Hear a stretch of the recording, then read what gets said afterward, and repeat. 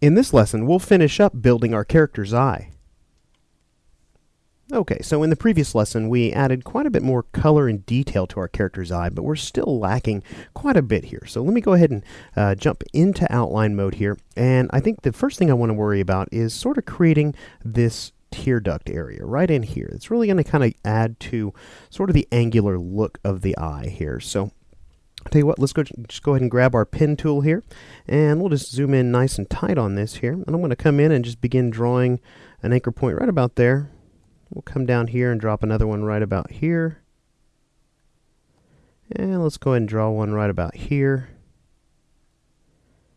And I'm going to bring one in right about there.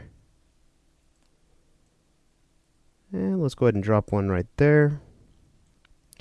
We'll go ahead and seal this shape off here. Make sure we don't get off path here. Alright, so we've got our shape drawn, and I'm going to come in here and just sort of tweak this up just a little bit. Stretch some of these Beziers out a little bit further, kind of massage this into position here. And let's go ahead and just pull that up a little bit. And let's jump out of outline mode here so you can see the shape we've drawn. Let's go ahead and send that to the back, and let's go ahead and bring it forward one step. And I want to come over here and assign sort of a deep red color to that. Let's go ahead and let's go ahead and choose that as a starting color. And I tell you what, let's come over to our color panel here, and let's go ahead and warm that up some, desaturate it, and darken that up.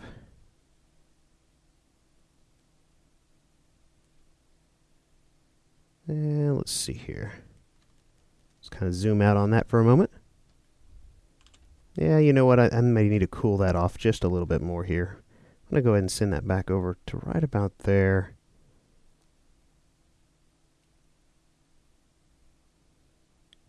Not quite a purple, but there we go. We've got a nice fill color assigned to that here.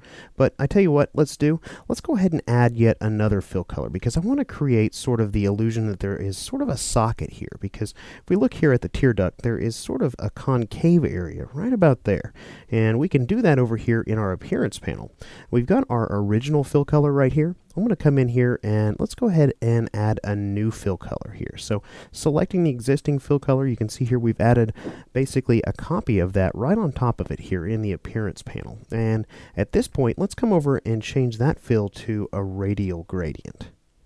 Now, let's go ahead and reverse that here. And I tell you what, let's come over here and change the color of that. We'll go ahead and give that a nice kind of burgundy color.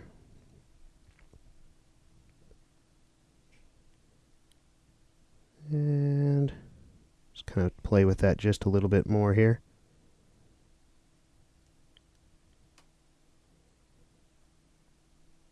Alright, that's working pretty well. Now, obviously, we've got a problem here. We've got our white color stop that's completely hiding that original color. Now, if we come in here and we drop the opacity down on that, we're still going to get a little bit of weirdness going on here. So what I'm going to do is I'm going to twirl this little arrow down next to the fill color. I'm going to come over here and access the transparency panel again. Let's go ahead and change this fill to multiply so that we have a nice darker center here. Now I'm going to grab my gradient annotator by hitting G on the keyboard here. Let's go ahead and pinch this gradient in some here. Sort of like that. Then we'll rotate that around just a little bit. Maybe pinch it in a little bit more. And just stretch that out some. You can kind of see what we're doing here is we're creating sort of that little socket here within the tear duct. Maybe just shrink it down just a little bit. And let's zoom out and see how that looks. You know, looking at that, it feels like I got it a little bit too elongated here, maybe a little too far down. I want to come in here and just grab some of these anchor points. Hold down Shift and grab those three, and let's just tweak that just a little bit more. Let's bring that up some. And just sort of maybe create a little bit more of a ridge right here.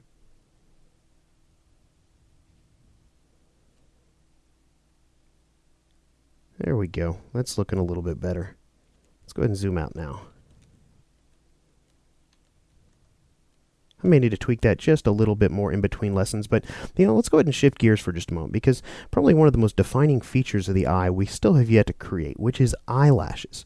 Now, eyelashes for this particular eye are going to be rather simple, and it's going to be a little bit on the repetitive side. So let me just go ahead and show you how I would begin doing that here on the top of the eye. Let's go ahead and grab our pen tool here, and I'm going to come in and just draw sort of a curved triangular shape here. I kind of bring that in sort of like that. And we'll go ahead and close that path off. Alright, great. And we'll go ahead and make that black in color. And let's go ahead and grab our direct selection tool, and we'll just tweak that up just a little bit here.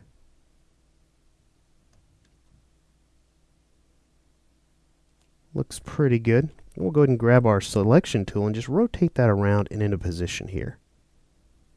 Now, as you're thinking about the eyelashes on the eye, they're going to be visibly longer here towards the side of the eye, where the eyelid is wrapping around the curvature of the eye. So we're going to see more of the length of the eyelashes out here on the edge. And if we come over here and jump into outline mode, it's kind of difficult to see because of the shadow being cast by her hair, but you're going to see more of her eyelashes here, whereas here on the front of the eye, the length is really kind of masked because they're growing right out towards us. So let's come over here and really kind of tweak this one up just a little bit further. Maybe see if we can't make it curve just a little more.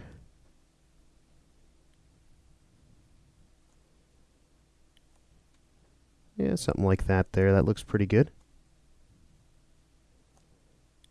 Make sure we get a hold of those Bezier handles here.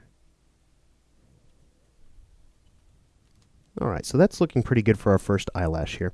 Now let's just go ahead and make some copies of that. We'll just go ahead and hold Alt and drag out a copy here. And we're going to drag out several copies.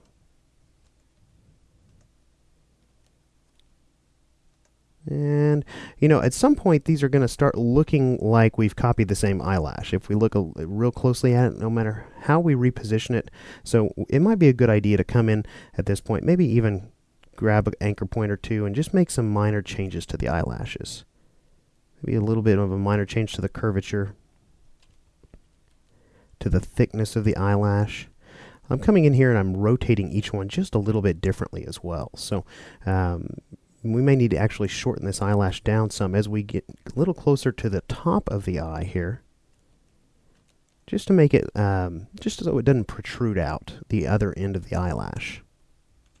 Now, after I'm done completely filling in the eyelashes as far as I want them to go, what I would probably do here is come over and select all the eyelashes that I've drawn and go ahead and unite them with the eyeliner shape here, so that we're not dealing with all these individual eyelashes. So I'll tell you what, in between lessons, I'll go ahead and finish out this the eyelashes both above and below, and the below ones are really going to be very similar. Now, let me just switch out of outline mode here.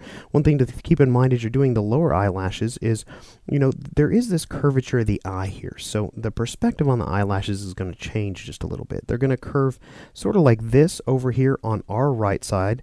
As they come towards the center, they're going to appear to be more vertical, and as we come a little left of center, they're going to curve in a little bit more the opposite direction. So keep in mind that this is a round shape that this eyelid is wrapping around, so perspective is definitely going to have something to do with this. We'll jump back into preview mode here, and I tell you what, let's go ahead and change gears for just a moment and think about maybe doing some specular type highlights. Maybe a little bit of a reflection on the actual iris of the eye, and maybe a little bit of a reflection over in some of these wet areas, and maybe even over here on the eyelid itself. Now, obviously, we have a lot of work left to do when it comes to making this eye feel like it's recessed down into a socket in her face, and we're actually going to handle that here in an upcoming lesson. But let's go ahead and grab our pencil tool first here. I'll go ahead and hit N on my keyboard to grab the pencil tool, and we'll go ahead and grab a white color here. And I tell you what, let's just go ahead and draw in sort of a nice specular highlight right about here. I'm going to come in and let's just kind of bring in a nice curve like so, and then we'll kind of just make a nice jagged edge to that here. And we'll close that path off. And let's go ahead and make that white in color, and we'll smooth that out just a little bit here.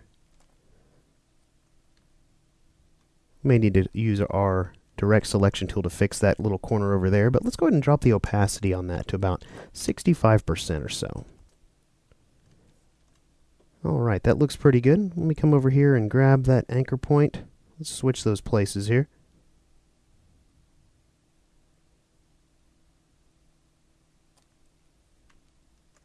And let me just reposition that just a little bit. And smooth that edge out. Alright, that's looking pretty good. So we've got one nice little specular highlight going here. Keep in mind that there's some other areas to consider when doing specular type highlights would be these little wet areas. Maybe around the, maybe around sort of this tear duct area, and maybe over here kind of on the edge of, or the very rim of the lower eyelid here. And don't feel restricted to using just the pencil tool. Maybe we come in here with the blob brush even. Let's go ahead and shrink that down a little bit here. And let's just come in and maybe draw in a real quick stroke right there. Let's even come in here, see if we can't shrink that down just a little bit more. And we'll just kind of hit that real subtle there. Sort of like that. And I'll tell you what, maybe come over here and hit this area right in here.